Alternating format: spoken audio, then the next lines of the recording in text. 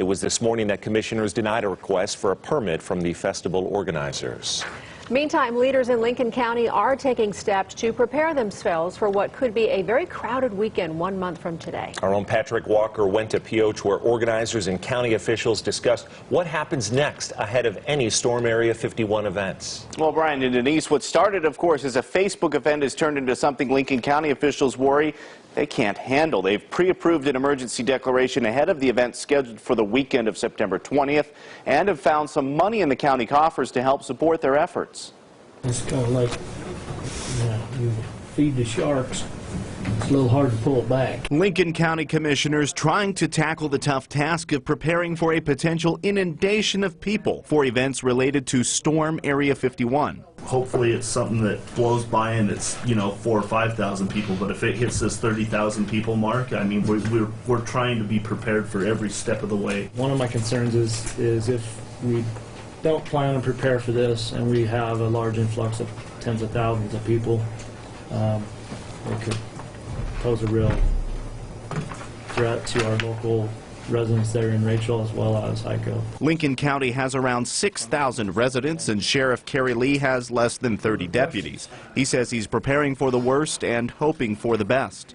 My life has been dedicated to this for the last few weeks, and it's troubling because there's other things going on that I need to be focusing on, and so it's very taxing and very troublesome sometimes. Our concerns are really mostly with safety of the residents and also of the visitors that come out for this event. The tiny town of Rachel has 56 full-time residents. Jorg Arnu is one of a half dozen who made the trek to Pioche to voice concerns over safety and lack of infrastructure.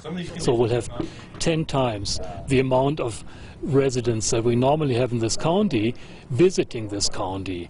None of the services in this county are anywhere remotely designed to handle that amount of people. The Little Alien in Rachel is one of 2 businesses that was granted permits to host some of the tens of thousands expected next month. I understand my community members' concerns. I have the same concerns. I live there too. I'm just trying to keep it harnessed in one area. Alien Research Center owner George Harris has spent $100,000 on preparations for a more all-ages event at his facility, some 40 miles away from the Little Alien. He tells commissioners he believes the vast majority of visitors will be well-behaved. We have to worry about the knuckleheads. The knuckleheads that get up at 3 o'clock in the morning and go on the desert floor, they're going to get bit by snakes. Just like what you said, Mr. Higbee, you can't control stupidity. The planning and preparation of little consolation to Arnu. I really don't feel that any of our concerns were addressed.